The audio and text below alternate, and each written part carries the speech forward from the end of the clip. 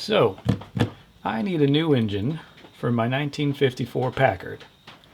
And I happen to have a friend that's dismantling one that has an engine inside of it. He says it's not necessarily in the best condition, but anything's better than nothing at this point. And what I'm hoping for is that I can trade him a knife for the engine.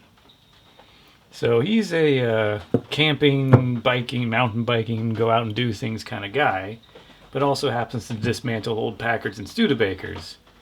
So I'm hoping that a nice little medium-sized, not too big, camping hunting knife would be just the ticket to persuade him to barter for the engine out of the Packard that he's dismantling. So I got this last piece of W2 from a whole bunch of other knives that I've been making. And I think that this pattern's going to work out just fine. I like the shape of it, and I really like W2. And so this will be a fun stock removal knife. And I'm going to end up putting a Hamon on it, hopefully. And I'll show you how I do that with W2. Alright, so let's start cutting out this shape.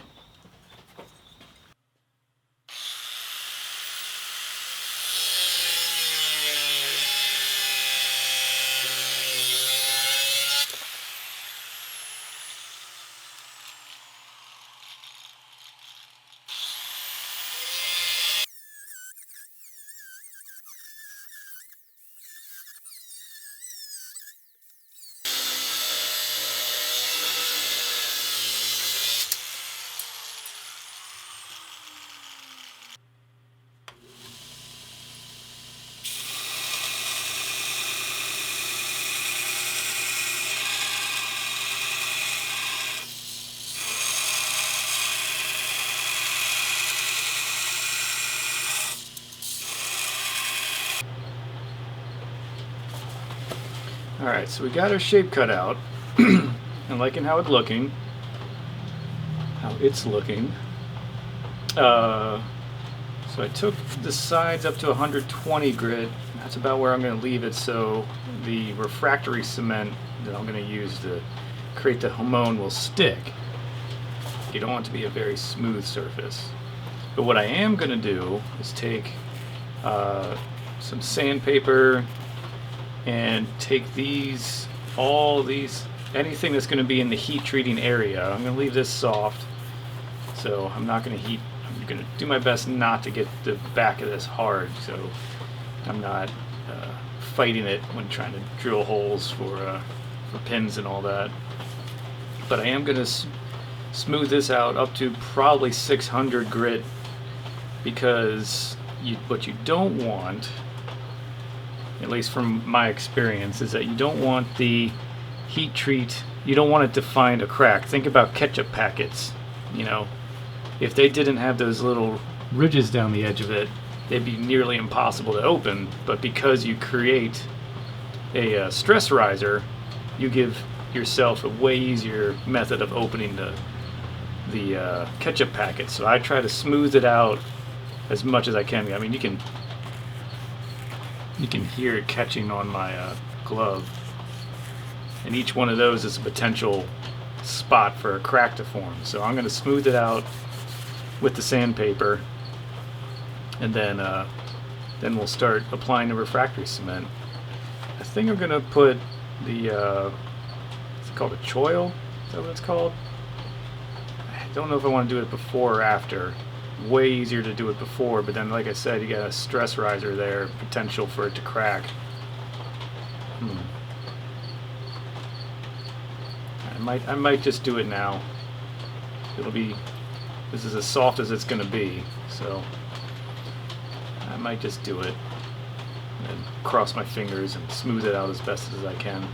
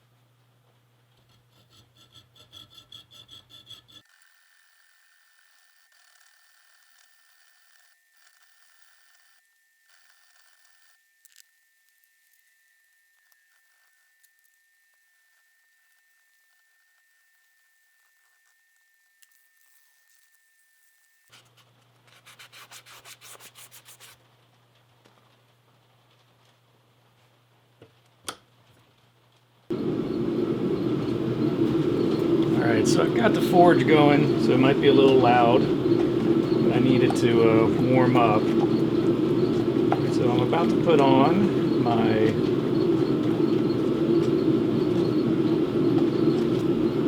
Hamon creating combo here. And a lot of people won't tell you what they use to create their Hamons, but I'm going to tell you mine. It's Rutland's refractory cement. Mine's a little old and chunky. I'm going to get those chunks out of there. Mine's Rutland's refractory cement, a little bit of water, and some iron oxide. And it creates a pretty decent Hamon in my opinion. Because from what I can tell, this is all layman's speculation, I guess. The refractory cement does a pretty good job of holding back the heat, but the iron oxide creates another thermal layer there, helps slow it down even more.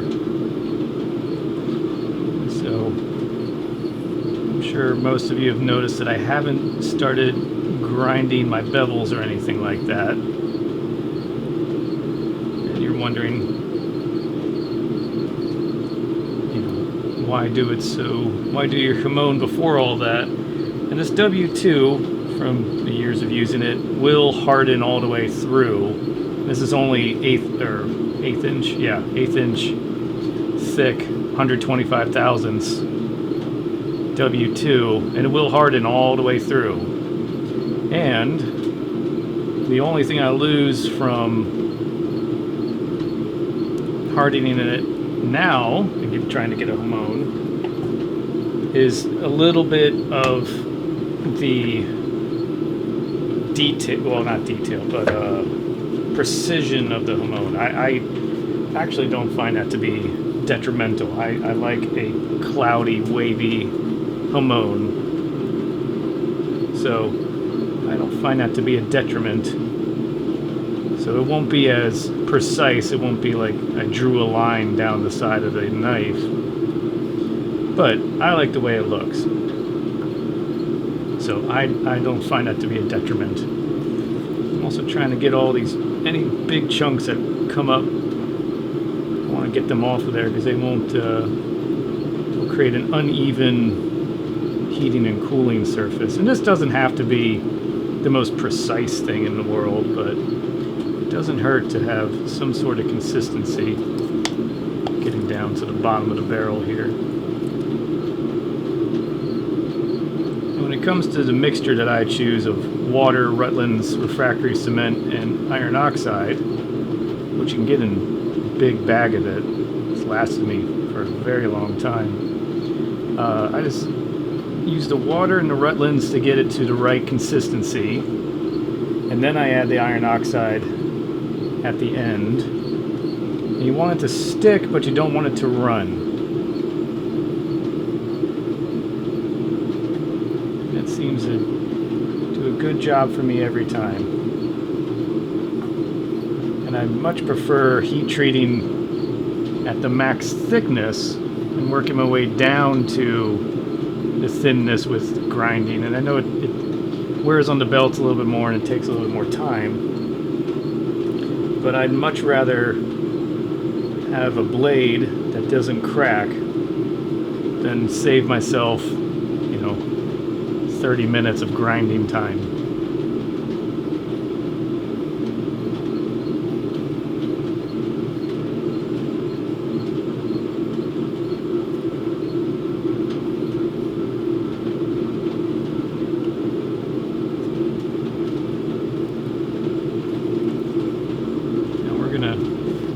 Get this where I want it, smooth it out a little bit more on both sides. Make sure it covered the back as well, because it's the whole thing that's going to harden. So cover the back of the blade. I'm not going to quench it any farther than where I put this refractory cement. But anywhere that you are going to quench it, you cover it or else it will harden, and that'll, you know, change where your Hamon is at too. So very important to get the back of the blade. So we're about to head over to the forge. And one thing I highly recommend, if you're not going to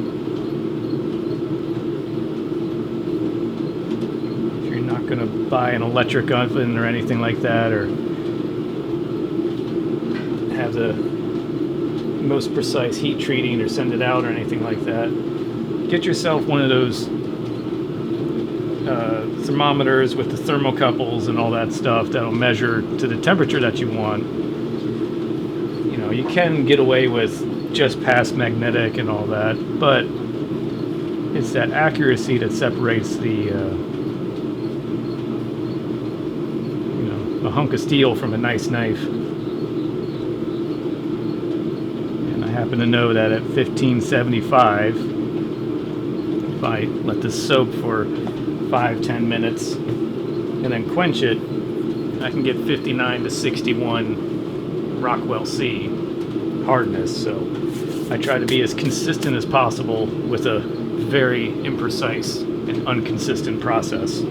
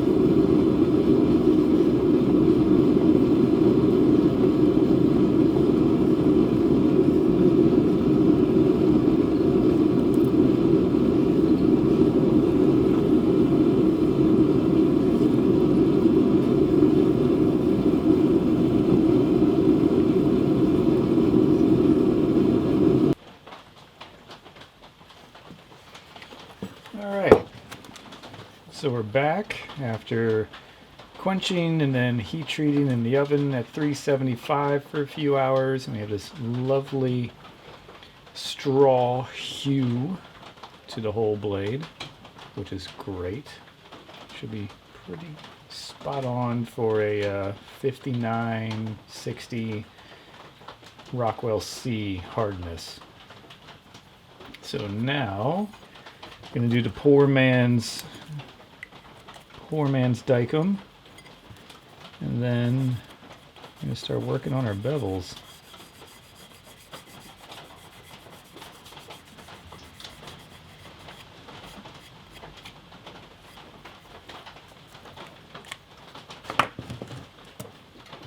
I already have this set to halfway in between this left and right. It doesn't have to be the most accurate thing right now, but this is going to get us way closer than just doing it by eye.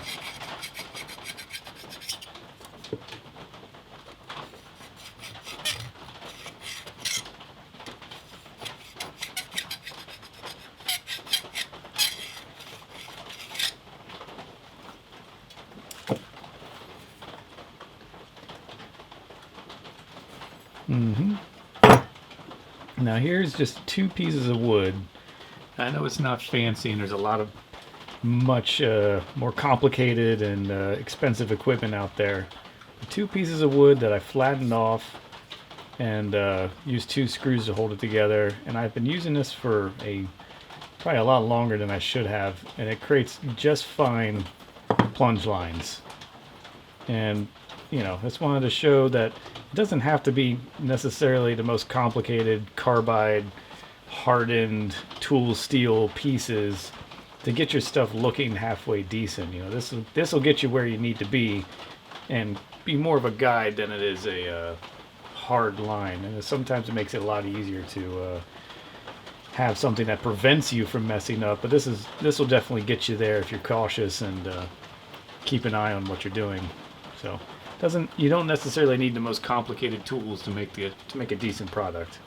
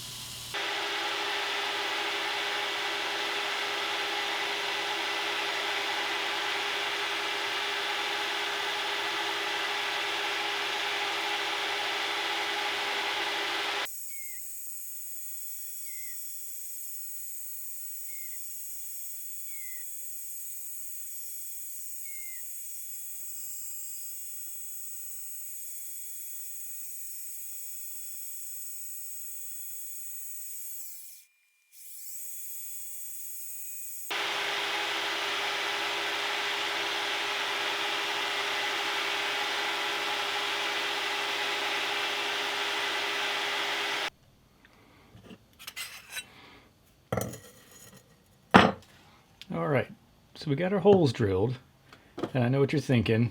This jerk, he's got a milling machine. And you're right. It was an expensive piece to get, for me. I know some people got that expendable income, but it took a while to save up for that, and it's been worth it ever since. So, you want to step up your game for a little bit more accuracy and to make stock removal a little bit easier. It's not a lot of weight, but it does. Every little bit adds up. And I'm using a heavy African blackwood, nice oily, dark, thick wood. So taking out some extra weight definitely is going to help. And so you'll also notice that I did drill these, but then I thought that doesn't look quite right. So I moved these up here. So I got 2 choices. I'm thinking I'm going to stick with these right here because this is mathematically going to be 25% down and 25% up, but just visually it just didn't look right. So because of this piece right here, it changes the whole distance. So now the distance between here and the beginning of this hole, or the end of it, whichever side you want to call that, it's going to be pretty similar to where I want the knife handle to start and where these will be. So that math will be a little bit easier to visually to get. Maybe it's not as mathematically accurate, but anything that looks good usually isn't. In the Roman Parthenon, there's not a straight line in it, but it looks incredibly straight and well built. And it's well built, it just ain't straight. So I'm going to use this African blackwood to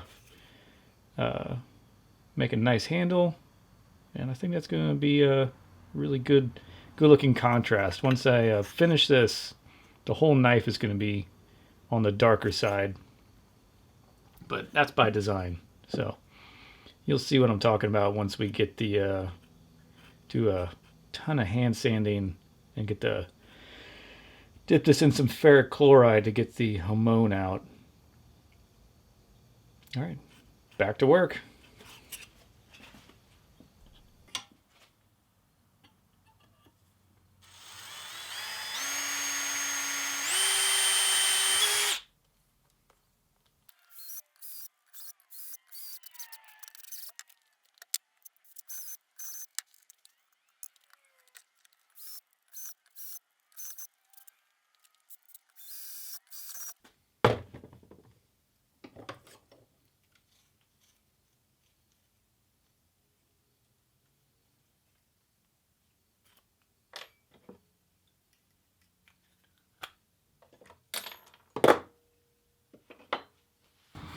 All right, so we got things together for a test fit, and it's looking good.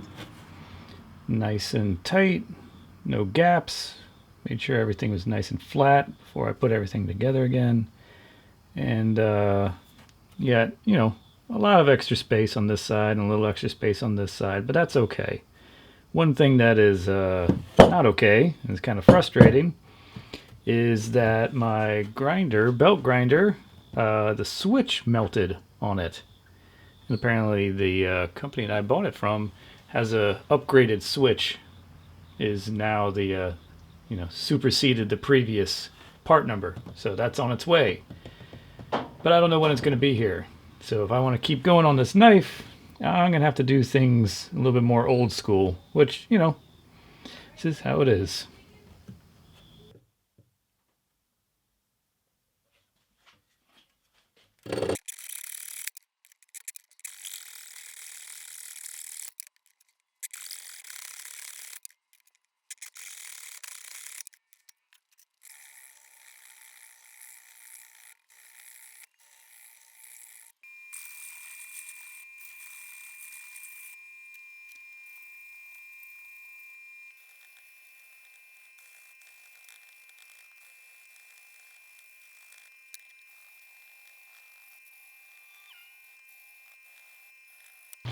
Alright, so we got our knife up to about 800 grit.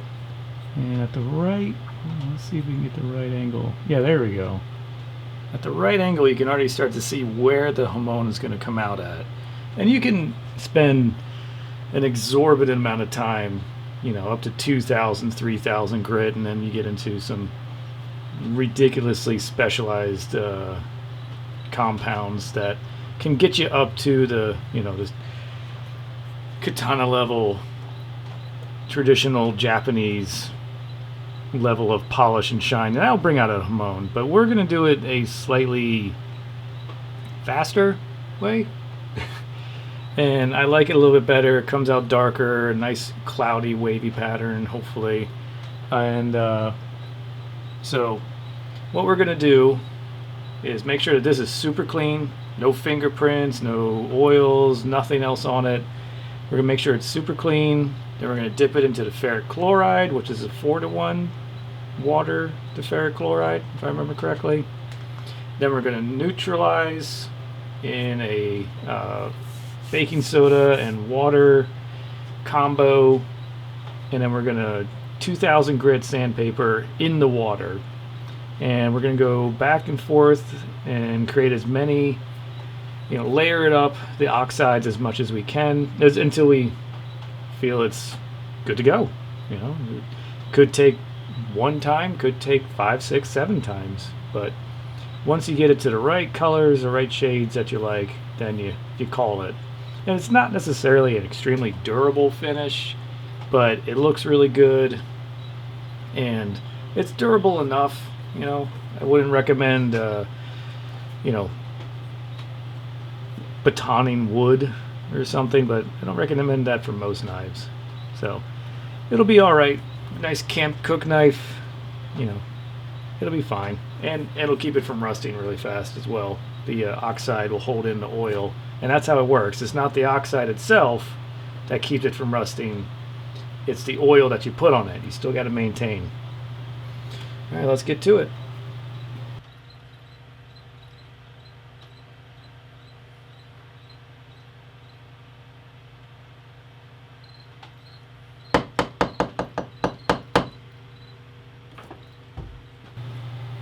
Alright, and there you have it.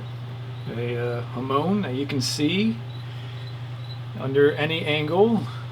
It doesn't have to be, you know, the proper camera angle on the right day of the week in the proper phase of the moon or anything like that, and you can just squint your eyes in the right way and see a Hamon. Like, no, this is it, and you can see it from any angle. You know exactly where it's at. I've never been a big fan of the, yeah, it has a Hamon, but you gotta see it in just the right way. So this is what I prefer to see as a Hamon. It is clearly, definitively 100% a Hamon. So I also wanted to show you guys the before and after of a little bit of oil, which I might regret because I haven't glued it up yet. And this might affect things, but just wanted to give it some food grade oil. I'll show you that right there. So now you definitely see it. Gives a nice contrast between the hardened area and the still soft back. You see the transition line and everything. Looking pretty good, in my opinion. So yeah, next up, and now I got to clean that oil off so the glue sticks.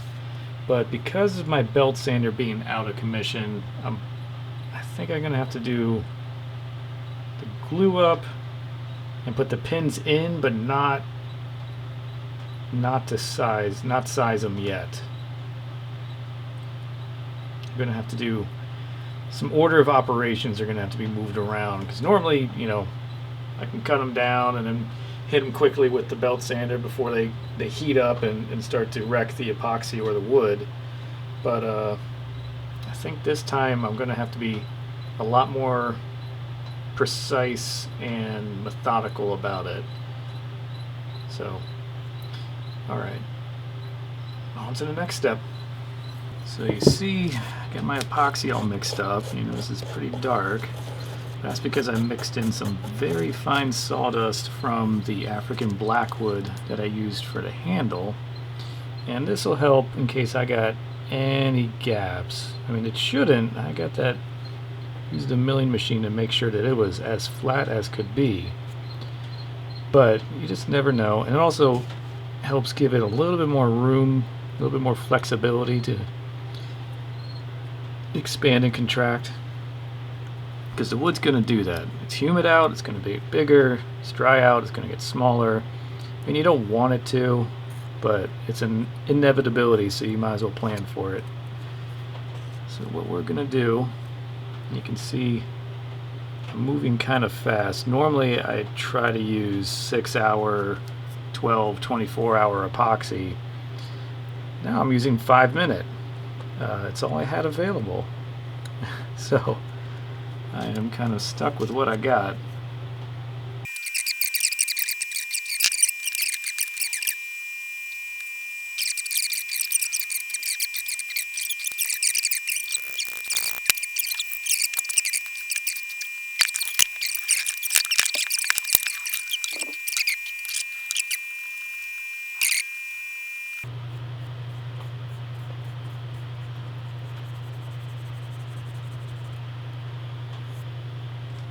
Alright, so it's the next day. Let this thing cure for a full 24 hours.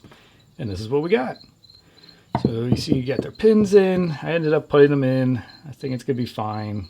Just going to have to be diligent and careful getting them to shape and getting them down to the same height as the handle. And then it's going to be a little tricky to peen them on because, you know, I like having the chemical epoxy holding it on. I also like having a mechanical way of holding it on. So when you get both sides of the pin peened on and it mushrooms out, it's just for me, it's double insurance. You know, I've never had them separate, but still, if it ain't broke, don't fix it. So we got some cleaning up to do with the extra epoxy. We got to get in here, clean that out a little bit. But other than that, we just start shaping it up and keep at it. So back to work without a belt grinder because I still don't have that switch yet, but oh well, we'll make it work.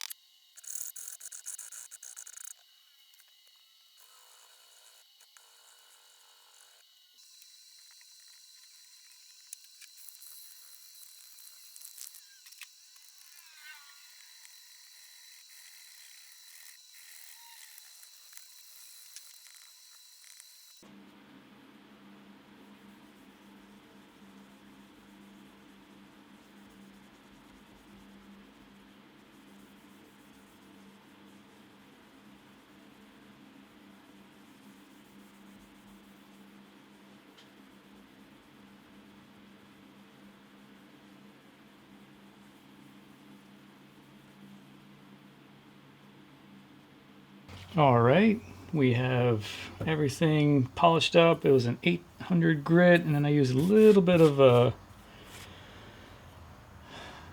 just paste wax to see what the final product would be looking like for the African Blackwood handle, and I think that looks fantastic. It takes a lot, but you know, we're making it. And now I'm going to use some bluing, gun blue, for the back of the knife. I know some of you probably spotted that I was sanding all the way back here into the finish that I did on the blade, and that's because I like this to be, you know, really tight, you know, no gaps. So it's, and I'm not good enough yet to do the scales, then get them on and everything be aligned properly. That I'm not quite that skilled. So I kind of have to cheat a little bit and do it while it's after, you know, on the blade after final glue up. So I'm going to use the gun blue to do the back of the blade. It'll be a slightly different shade or a slightly different color than the Hamon side, the blade part of it. That's okay. I just wanted to darken it up a little bit. I really don't mind the contrast between the scale and the knife currently, but I think it'll look better with just taking it down a few notches, blending the knife in a little bit better. And I don't mind using the bluing solution on the back of the blade, the spine. I really don't like doing it on the face of a knife, especially a working knife, because, you know, I've had guys say, well, they don't eat with it that much. They don't use it to cut up food that often. It's like, yeah, but if you do it at all, like, I don't like eating poison just a little bit. So the ferric chloride forcing an oxidation layer is, you know, that is non-toxic. But this stuff, you know, I don't, I'm not a big proponent for eating such harsh chemicals. If it can, yeah. So that's why I don't mind doing it on the back of the blade. I try to avoid it if it's a working knife and I know someone's going to be cutting an apple with it or something. I don't do it on the face of the blade. So I'm going to do the back of the blade, any part that I sanded to smooth out, and I'm going to do it on the pins as well to darken them up a bit. So here we go.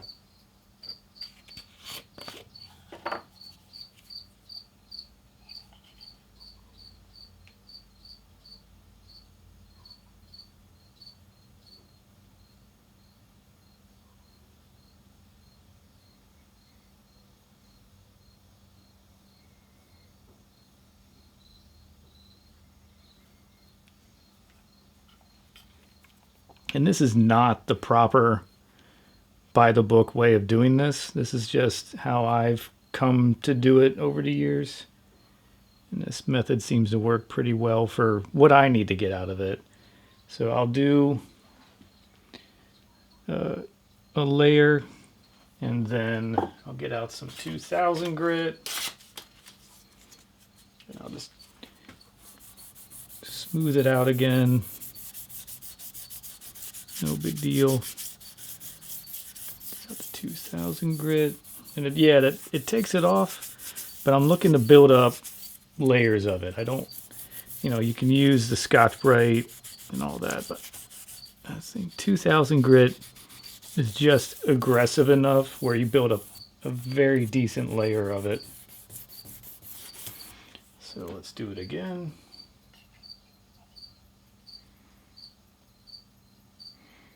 And plus it starts to even out a lot more after you start doing a few go-arounds of 2000 grit, sand it, 2000 grit, sand it. So on the first application, it was not a very smooth application, but now we should be getting somewhere.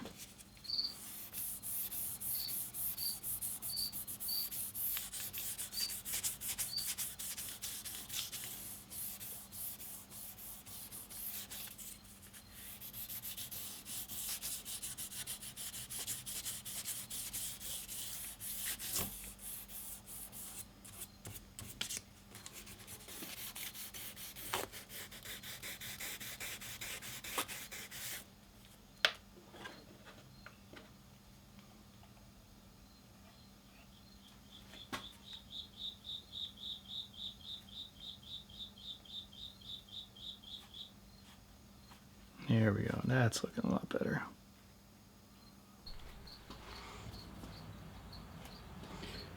All right, and here's the final product. It's the next day, and you can see that the gun blading solution has darkened the pins really nicely. The spine of the blade around the whole tang, it's looking real nice. I like it much darker. I did like the contrast, basically chrome and black, which is really hard to go wrong with, but I think this is going to be much better for this blade, for this knife. So I'm going to make a nice little sheath for it. And what do you think? You think someone would trade an engine for it? You know, and I want to clarify, it's pretty clapped out and I have to rebuild it, but you know, would you, if you had a clapped out engine lying around for a 54 Packard, would you trade this knife for it? Maybe with a sheath? So, you know, oh man, I really like how the Hamon came out, right? And nice and dark Hamon. I like how it goes down to the choil as well, beyond it. I didn't think I would, but I do. So, yeah, this knife turned out real well. And I think it'll be real nice and with a little sheath on it. So, I'll get busy on that, but I think that's it for this video. I'll do some beauty shots with a nice camera. And, we'll do a little montage at the end here so you guys can look at it in a little bit more detail instead of just through the screen like this. All right, thanks for watching.